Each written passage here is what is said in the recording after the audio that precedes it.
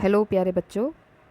CBSE class 9th-10th के Hindi syllabus को लेकर हमारी एक वीडियो सीरीज चल रही है, जिसमें अभी तक मैंने आपको अनुच्छेद क्लास 9-10 दोनों के लिए जो ज़रूरी था, उसके बाद क्लास 9th के लिए एक संवाद लेखन बनाया और अब बना रहे हैं एक पत्र लेखन पर वीडियो जो क्लास 9th और 10th दोनों के लिए बहुत ज़रूरी है। और मैं कहूँगी ये तो सभी के लिए आवश्यक है, क्योंकि आज भी हमारे उत्तराखंड के अंदर या हमारे भारत के अंदर किसी भी सरकारी कार्य को कराने के लिए हमें एप्लीकेशन बहुत आवश्यक होती है।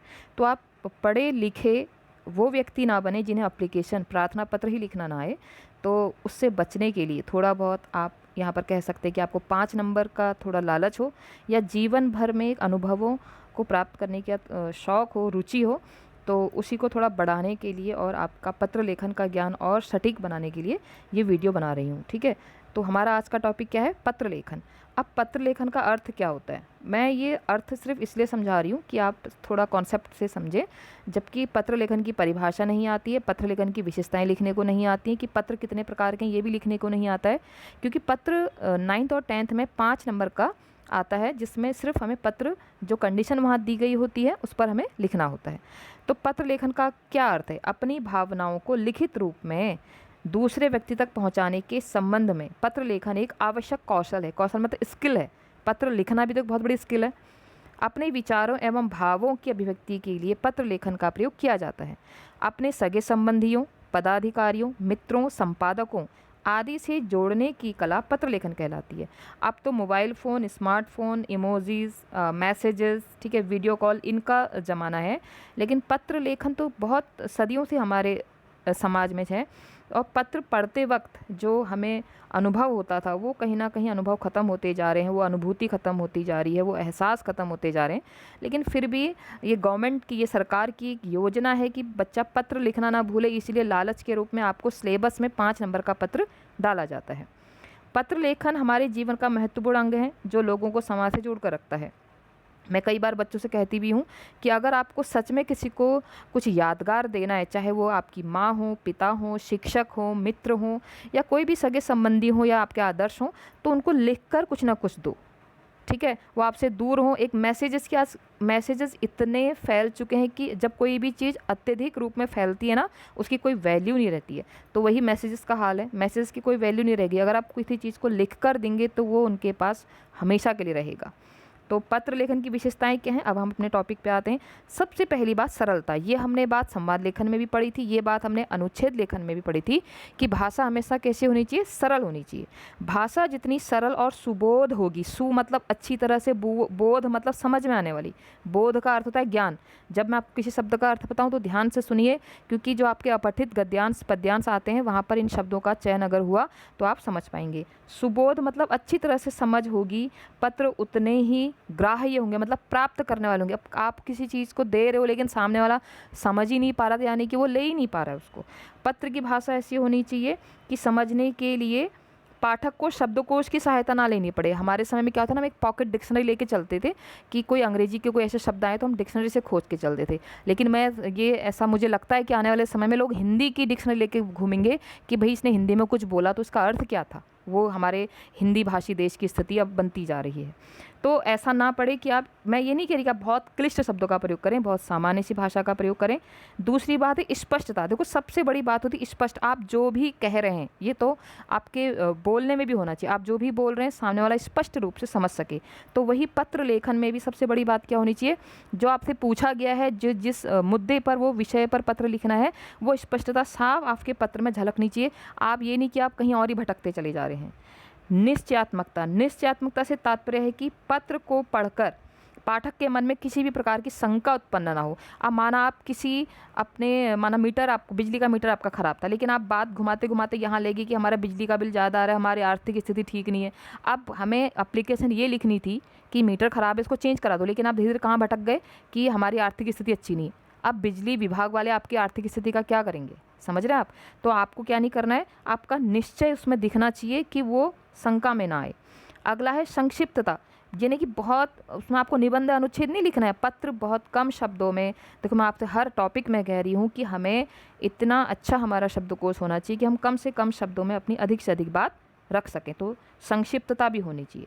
मौलिकता, पत्र में रटे रटाए वाक्य या पुस्तकीय वाक्य नहीं होने चाहिए, है ना। जैसे सविनय निवेदन इस प्रकार है कि, ये सबको यार रटा हुआ है, सविनय निवेदन इस प्रकार है कि, सविनय निवेदन इस प्रकार है कि, ठीक है, आपकी अति कृपा होगी या कष्ट ये हो तो मैं ये नहीं कह रही कि आप इनका प्रयोग ना करें, लेकिन ऐसे शब्दों का प्रयोग पता है कहाँ नहीं होता है, अनौपचारिक पत्र में रटे रटाए शब्दों का प्रयोग बिल्कुल नहीं होता है। इसलिए जब आपके पास, मैं कई बार बच्चों को ये निर्देश भी देती हूँ कि अगर आपके पास चॉइस आए, चयन करने को आए, तो आप हमेशा अनौपचारिक को इग्नोर करना। क्यों? अनौपचारिक में बहुत भावुकता और संबंधता, आत्मीयता पत्र में दिखानी पड़ती है, जबकि जो औपचारिक पत्र हैं, फॉर्मल लेटर हैं, ठीक है, उसमें ऐसा नहीं होता। उसमें आपको वर्ड टू वर्ड अपनी बात, शब्द से शब्द निश्चय रूप में अपनी बात रखनी होती है। तो मौलिकता होनी चाहिए, बिल्कुल रटे रटाए शब्द नहीं होने चाहिए, किताबी जैसे शब्द नहीं होने चाहिए कि मैं आपके दर्शन का प्यासा हूँ, इस तरह के शब्द नहीं होने चाहिए, है ना। मेरी आंखें गदगद हो गई, मेरी आंखें हरी भरी हो गई, तो ये इनका वास्तविकता से कोई संबंध नहीं है, तो ऐसे शब्दों का प्रयोग आप ना करें।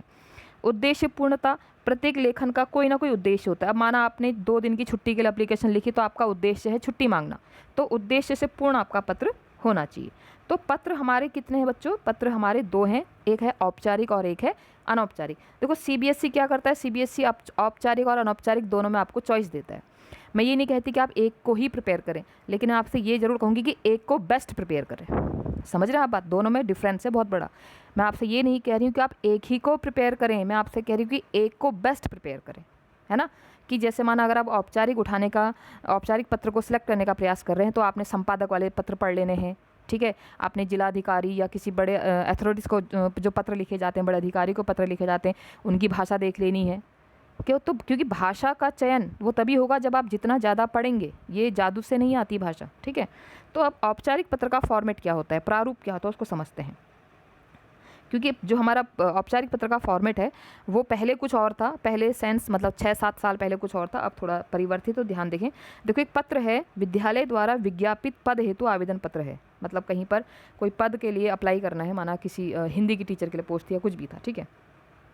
तो देखो ये ऊपर सबसे ऊपर लिखा है परीक्षा भवन। अब बच्चों को समझ में ही नहीं आता, सबसे बड़ी मिस्टेक बच्चे यहाँ पर क्या करते हैं, परीक्षा में रॉ में छोटी की मात्रा लगाते हैं, ठीक है। तो आप ये ध्यान रखें, जो राइटिंग सेक्शन वाला पोर्शन है उसमें भाषा के भी अंक हैं। 1 नंबर की भाषा है, 5 नंबर का पत्र है, 1 नंबर की भाषा है, 1 नंबर का फॉर्मेट है, 1 नंबर की भाषा है, 3 नंबर का कंटेंट है। कंटेंट मीन्स आपने अंदर क्या लिखा है। तो ये इस तरह से अंकों का विभाजन होता है, तो आपको अपनी भाषा भी ठीक रखनी है। अब आप यहाँ पे ध्यान से देखेंगे तो परीक्षा भवन दिल्ली, ये है पत्र भेजने वाले का, जो आप पत्र लिख रहा है जो मतलब उसका पता है। तो हम यहाँ पर परीक्षा भवन बच्चों से लिखाते हैं।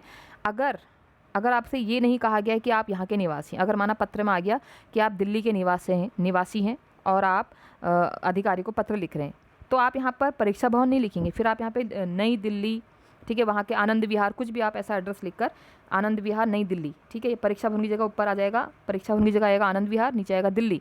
उसमें आपको अगर पत्र में पूरा एड्रेस दिया है तो आप ऐसे लिखेंगे कि आप यहाँ के निवासी हैं, ठीक है। तो परीक्षा भवन दिल्ली हम एक थोड़ा सा फॉर्मेट समझते हैं। इसके बाद आप एक लाइन छोड़ेंगे, जो यहाँ पर दिया है ना गैप, एक लाइन छोड़ के दिनांक लिखेंगे, ठीक है, दिनांक। उसके बाद एक लाइन छोड़कर आपने जिसको जैसे अब यहाँ पर स्कूल का है ये, तो स्कूल में सेवा में प्रधानाचार्य महोदय, स्कूल का नाम है, फिर वो लाजपत नगर, फिर दिल्ली। और यहाँ पर भी ध्यान देना, देखो विराम चिन्ह का ध्यान हमें पत्र में भी देना है। देखो परीक्षा भवन दिल्ली के बाद पूर्ण विराम आया है, ठीक है, ऐसे ही डेट आई, ठीक है, सेवा में प्रधानाचार्य, ये लाजपत नगर के बाद कॉमा, उसके बाद दिल्ली के बाद पूर्ण विराम। विराम चिन्हों का आपको ध्यान बिल्कुल देना है इसमें। उसके बाद एक लाइन छोड़ के आएगा विषय, ठीक है, जिसको हम, और ये विषय कैसा होना चाहिए बच्चों, विषय का संक्षिप्त उल्लेख, ये नहीं कि आपने पूरा 2 लाइन का तो विषय लिख दिया। विषय शॉर्ट से शॉर्ट होना चाहिए, और इसके अंत में या तो संबंध में आएगा या हेतु आएगा। इस बात का आपको ध्यान रखना है कि इसमें अंत में क्या आना चाहिए, या तो हेतु आना चाहिए या संबंध में आना चाहिए। तो अतिरिक्त कक्षाएं आयोजित कराने के संबंध में। फिर आप एक लाइन छोड़ेंगे, लिखेंगे महोदय। अब महोदय के बाद आप चाहें तो एक लाइन छोड़ सकते हैं या ना भी चाहें तो चलेगा, लेकिन ऊपर का जो मैंने अभी तक आपको बताया ये अनिवार्य है, ये प्रारूप का अंग है। समझ में आया? तो आपने महोदय के बाद कॉमा, देखो महोदय के बाद कॉमा आ रहा है ना, हाँ, क्यों, हमारी बात अभी स्टार्ट हुई है। तो हमने महोदय, सविनय निवेदन यह है कि आपके विद्यालय कि 8वीं कक्षा का छात्र हूँ, मतलब आपने ऐसे मेंशन किया। फिर ये पत्र है, पहले में आप रखोगे प्रॉब्लम यानी कि समस्या, और दूसरे पैराग्राफ में आप रखोगे समाधान, आप क्या चाहते हो। ठीक है, ये पहला पैराग्राफ आ गया। आप इसको विषय वस्तु भी कह सकते हैं। पहले पैराग्राफ में आपके आएगी समस्या, दूसरे पैराग्राफ में आपका आएगा आप जो समाधान चाहते हैं। उसके बाद फिर एक लाइन छोड़कर धन्यवाद। औपचारिक पत्र में 99% हर पत्र में धन्यवाद होता है। क्यों? क्योंकि आप किसी से कोई काम करवाना, निकलवाना या उनसे निवेदन कर रहे हैं तो आप धन्यवाद बोलेंगे। फिर एक लाइन छोड़कर आप यहाँ पर आपका आज्ञाकारी शिष्य, इसकी जगह औपचारिक पत्र में आता है भवदीय। ठीक है, क्या आएगा? अगर आप प्रधानाचार्य को लिख रहे हैं तो आपका आज्ञाकारी शिष्य, अध्यापिका को लिख रहे हैं तो आपका आज्ञाकारी शिष्य, लेकिन किसी अधिकारी को लिख रहे हैं तो आपका कुछ नहीं लिखेंगे। आप उनके कुछ नहीं है। समझ में आ रही बात? आप वहाँ पर आपका नहीं लिखेंगे, आप डायरेक्ट लिखेंगे भवदीय। स धन्यवाद के बाद एक लाइन छोड़ेंगे, फिर लिखेंगे भवदीय। ठीक है, उसके बाद क ख ग। अब क ख ग तब लिखेंगे बच्चों जब आपको कोई नाम नहीं दिया है। माना आपसे कह दिया आप सुरेश हैं, आनंद विहार दिल्ली में रहते हैं, तो परीक्षा भवन की जगह आपका आ गया आनंद विहार दिल्ली, और यहाँ पर आपका आज्ञाकारी शिष्य के नीचे क ख ग की जगह क्या आ गया? सुरेश। समझ में आ रहा है फॉर्मेट? बस ये लाइन छोड़ने का आपको ध्यान रखना है। और जो रेड लाइन मैंने यहाँ पर दिखाई है ये आपकी कॉपी की मार्जिन लाइन होनी चाहिए। आप जिस भी कॉपी पे लिखें और यही फॉर्मेट होता है। ठीक है, ये आप अच्छे से समझ लीजिए। 9th वाले बच्चे अच्छे से समझ लीजिए क्योंकि 10th में भी इनको करना है और 10th वालों को बोर्ड अभी देना है। तो इस फॉर्मेट को अच्छे से समझ लें क्योंकि कंटेंट तो कुछ भी आ सकता है, पत्र किसी पर भी आ सकता है। ठीक है, आई होप आप समझ गए हों औपचारिक पत्र के फॉर्मेट को। नहीं तो आप इसको, जब मैं जूम कर रही हूँ तो आप इसको अच्छे से समझ लीजिए फॉर्मेट को। ठीक है, अब अगला है एक प्रार्थना पत्र। हम इसका एक एग्जाम्पल लेते हैं, एक उदाहरण लेते हैं। देखिए, अब यहाँ पर लिखा है कि आपको स्कूल छोड़ना है तो आपके पिताजी का तबादला हो गया। अब कई बार क्या होता है ना, राइटिंग सेक्शन में बच्चों को वर्ड के मीनिंग समझ में नहीं आते। अब तबादला मतलब ट्रांसफ़र। ठीक है, आपको अपना शब्दकोश बढ़ाना होगा अगर आपको लेखन कौशल में अच्छे नंबर चाहिए तो। तबादला मतलब तबादला हो गया, मतलब ट्रांसफ़र हो गया है, तो आपको पुनः प्रवेश पाने हेतु पत्र लिखना है। ठीक है, तो परीक्षा भवन दिल्ली, एक लाइन छोड़ के दिनांक, फिर एक लाइन छोड़ के सेवा में, देखो सेवा में के बाद कॉमा, फिर यहाँ विद्यालय, सिविल लाइन्स के बाद दिल्ली के नीचे, दिल्ली और सिविल लाइन्स के बीच में गैप गलत दिया है, ऐसा गैप नहीं दोगे आप, दिल्ली के बाद गैप दोगे, है ना, जैसे हमने ऊपर फॉर्मेट पढ़ा है।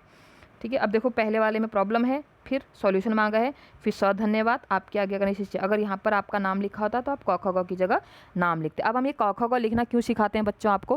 क्योंकि बोर्ड एग्जाम में अगर आपसे नाम नहीं पूछा गया है, पहले तो नाम पूछा ही नहीं जाता है क्योंकि आपकी पहचान छुपाई जाती है, तो इसलिए बच्चों को वहाँ पर क ख ग लिखना सिखाया जाता है।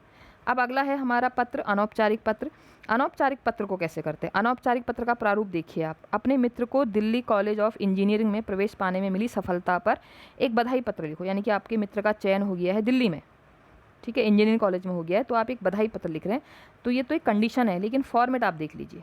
ये ऊपर देखो, यहाँ भी एक चीज़ कॉमन है, दिनांक तक यहाँ पर भी कॉमन है। परीक्षा भवन गाजियाबाद, एक लाइन छोड़ के दिनांक, फिर एक लाइन छोड़ के प्रिय मित्र अभिनव। अब संबोधन बहुत महत्वपूर्ण है। हिंदी में अनौपचारिक पत्र अगर आप लिख रहे हैं तो संबोधन बहुत महत्वपूर्ण है, क्योंकि इंग्लिश में तो आप माँ को लिख रहे हो डियर, फ्रेंड को लिख रहे हो डियर, पिता को लिख रहे हो डियर, ऐसा नहीं, ऐसा हिंदी में नहीं चलता। हिंदी आपको सम्मान करना सिखाती है।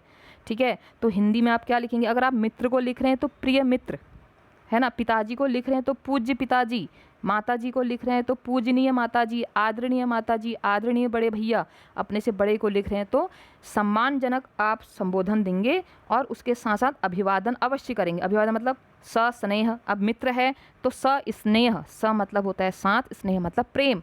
आप यहाँ पे सब प्रेम नमस्ते भी लिख सकते हो, सस्नेह नमस्कार भी लिख सकते हो, और इसके बाद आपका संबोधन चिन्ह का साइन आएगा। पत्र में विराम चिन्हों का विशेष ध्यान देना है। ठीक है, इसके बाद देखो आपका विराम संबोधन चिन्ह आ रहा है, फिर यहाँ से आपका उसकी नेक्स्ट लाइन से आपका पत्र स्टार्ट हो गया। अब यहाँ पे लाइन कहाँ पे छोड़नी है?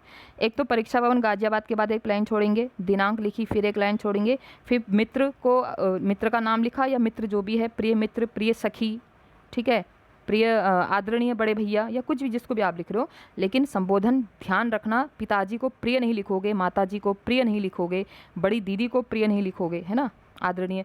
अब आप प्रिय, मैं आपसे ये नहीं कह रही कि आप उनको ऐसा नहीं बोल सकते, लेकिन आप ये पत्र की थोड़ी सी अनौपचारिक होके भी ये पत्र थोड़ा सा औपचारिक है। ठीक है, अभिवादन। अब अभिवादन आपने अपने मित्र को लिखा या अपने जो आपकी एज ग्रुप के उनको लिखोगे तो सस्नेह नमस्कार। अब अपने से बड़ों को लिखोगे तो सादर प्रणाम, ठीक है, चरण स्पर्श, ऐसे यहाँ पर अभिवादन आने चाहिए। तो जैसे आपने प्रिय मित्र लिखा, नीचे सस्नेह, ये संबोधन चिन्ह भी लिखेंगे। उसके बाद नेक्स्ट फिर आपके ये स्टार्ट हो जाएगा पत्र पत्र स्टार्ट, विषय वस्तु तो बहुत अच्छे से आती है बच्चों को, कहानी लिखने में माहिर होते हैं बच्चे, बस फॉर्मेट गलत कर देते हैं। यहाँ पर भी वही आपको भाषा का ध्यान देना है, ठीक है। और अनौपचारिक पत्र में यही थोड़ा सा ये भी बोलना पड़ता है कि आप कुशल मंगल हैं, मैं भी यहाँ कुशल मंगल हूँ, आपके कुशल की कामना करता हूँ। ये थोड़ी सी औपचारिकताएं आपको अनौपचारिक पत्र में भी करनी पड़ती है। उसके बाद अंत में वही कि माता पिता को मेरा प्रणाम, इस तरह की ढेरों बधाई, ऐसा वैसा। तो ये अनौपचारिक पत्र में थोड़ी औपचारिकता होती है। जब आपका पत्र यहाँ पर कंटेंट खत्म हो जाएगा, देखो यहाँ पर प्रतीक्षा में ये गलत है, यहाँ पर पूर्णविराम आना चाहिए, ठीक है। उसके बाद अभिनिवेदन, यानी कि तुम्हारा मित्र, तुम्हारा मित्र क ख ग यहाँ पर क्योंकि मित्र का नाम नहीं दिया है, तुम्हारा मित्र। अगर आप पिता को लिख रहे थे आपका बेटा, आपकी बेटी, आपकी लाडली, ऐसे भी लिख सकते हो। मामा को लिख रहे हो, मामा को लिख रहे हो आपका भांजा, चाचा को लिख रहे हो आपका भतीजा। तो ऐसे अभिनिवेदन भी इसमें लिखने होते हैं, ठीक है। तो इसका भी हम एक थोड़ा सा एग्जाम्पल देखते हैं, जैसे मैंने आपको बताया। आप देख लीजिए, देखिए अनौपचारिक पत्र में जहाँ जहाँ रेड मार्जिन बने हैं वहाँ पर आपको लाइन छोड़नी है। स स्नेह के बाद आप चाहें तो डायरेक्ट लिख सकते हैं, जैसे मैंने आपको महोदय के बाद भी लिखना बताया था। जहाँ पर आपको डाउट है वहाँ पर आपको वीडियो को पॉज कीजिए, समझिए, आगे बढ़िए, क्योंकि 5 नंबर आपके कहीं नहीं गए अगर आप इसके अकॉर्डिंग काम करेंगे तो, ठीक है। जैसे हम एक उदाहरण लेते हैं, देखिए अब यहाँ पर किसको लिखना है, पिताजी को पत्र लिखना है ना। तो परीक्षा भवन दिल्ली तो आ गया, आप दिल्ली की जगह हल्द्वानी भी लिख सकते हैं। दिनांक आ गई, एक लाइन छोड़ के पूज्य पिताजी साधारण चरण स्पर्श, ठीक है। उसके बाद फिर आपने लिख दिया अपना कंटेंट। उसके बाद देखिए नीचे आपका पुत्र क ख ग, फिर ऐसी देखो आपने मित्र को लिखा, प्रिय मित्र सस्नेह नमस्कार। तो अभिवादन, ठीक है, अभिवादन सही से करना है, संबोधन सही से करना है, यह अनौपचारिक पत्र की विशेषता है। तो बच्चों आज हमने पत्र समझा, और सबसे बड़ी बात आप फॉर्मेट को समझिए। भाषा आप अपने हिसाब से कुछ भी करेंगे, देखो फॉर्मेट का 1 मार्क्स होता है, भाषा का 1 मार्क्स होता है, और विषय वस्तु का 3 मार्क्स होते हैं। तो आपको ये ध्यान रखना है कि आपका कहीं भी नंबर ना कटे, आपको 5 में से 5 पत्र में ज़रूर मिलें। और आने वाले समय में आपको कहीं भी किसी सरकारी विभाग में पत्र लिखना पड़े तो आपका पत्र देखकर विभाग वाले ज़रूर पूछें आपकी भाषा बहुत अच्छी है ना। पत्र में इतनी प्रभाविकता होनी चाहिए कि पढ़ने वाला आपकी समस्या को समझे, है ना। फॉर्मेलिटी ज़्यादा ना हो, मतलब सीधे सीधे शब्द ना हो, उसमें आत्मीयता हो, ठीक है, उसमें आपकी समस्या दिखाई दे। बल्कि कहा जाता है कि अनौपचारिक पत्र तो माने इतने भावात्मक होते हैं कि पढ़ने वालों की आंखों से आंसू आ जाएं, लेकिन इतने भाव बचे कहाँ इस समय में। फिर भी ठीक है बच्चों, आज हमने पत्र समझा कि पत्र लेखन के फॉर्मेट समझे। आप ध्यान से इन पत्र लेखन के फॉर्मेट को समझ सकते हैं, औपचारिक और अनौपचारिक दोनों। और क्लास 9th और क्लास 10th दोनों के लिए यही फॉर्मेट है। 9th 10th के आप किसी भी क्लास में चले जाइए, अगर आपको पत्र लिखना है, किसी विभाग में पत्र लिखना है, पत्र आप ऐसे ही लिखेंगे, लेफ़्ट साइड से स्टार्ट होंगे, लेफ़्ट साइड पर ही ख़त्म होंगे, ठीक है। तो मुझे लगता है कि आप पत्र समझ गए होंगे। इसके अलावा भी अगर आपको किसी टॉपिक पर कोई डिस्कशन, कोई एक्सप्लेनेशन चाहिए तो आप मुझे कमेंट ज़रूर करें। आज के लिए इतना ही, बहुत बहुत धन्यवाद।